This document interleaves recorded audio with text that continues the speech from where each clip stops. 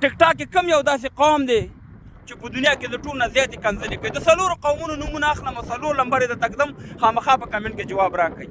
ځکه د اپریل د میاشتې اولنی تاریخ دی 2015 کال دی د ورکوټ اختر درېیمه ورځ ده. اولنی لر او بر پښتانه افغانان یو بل ته ډېرې کنځلې کوي په ټیک ټاک کې. که دویم لر او بر پنجابیان د انډیا پنجابی د پاکستان پنجابی یو بل ته په ټیک ټاک کې ډېرې کنځلې کوي.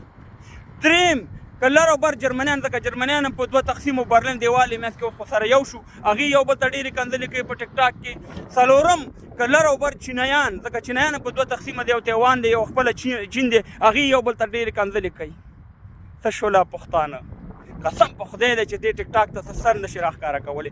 ډېر پوی خلک دي مګر هم ټیک ټاک ته سر نه راښکاره کوي ځکه چې په ټیک ټاک کې هغه کنځل ماران ناست دي هغه پښتانه چې ځان ته ویلي قسم په خدای دی چې یو وخت و ما ته یاد شي چې زموږ یو مشر به په کوڅه کې را روان او ټوخی به یې وکړو دلته به موږ سرونه ټیټ کړه او دا سترګې هم په دې ځمکه کې دننه کړي چې دې مشر ته داسې ونه ګورو. کله به چې هغه حجرې ته راننوتو بالښت به ملاس کړو چې د بالښت ورته کېږدو او د کټ ښي طرف ته کښېني سر ته کښېني او بالښت ورته موږ کېږدو. کله به چې ډوډۍ د صحان به ورایدو نو زموږ په لاس کې به چینمچي و چې کم یو به منډه کوي چې چینمچي راوالي او دې مشر ته اوبه واچوي. نن د همغه مشرانو توهین په ټیک ټاک کې کېږي. نن همغه میندې خویندې په ټیک ټاک کې یادېږي.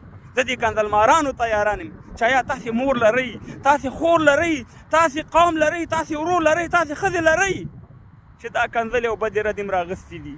د دنیا نور قومونه که پښتانه دا وي او داسې کنځلماران خلک وي او پښتانه ځان ته وایي نو پوه شه چې دا یو شی هم دا نه لري. ځکه غیرتي سړی پښتون سړی مسلمان سړی هغه هېڅکله چاته کنځلې نه کوي هغه په منطق او په دلیل باندې خبرې کوي. جواب درنه غواړم اول نمبر پښتانه افغانان دویم پنجابیان دریم جرمنیان که څلورم چینایان خامخا په کمنټ کې جواب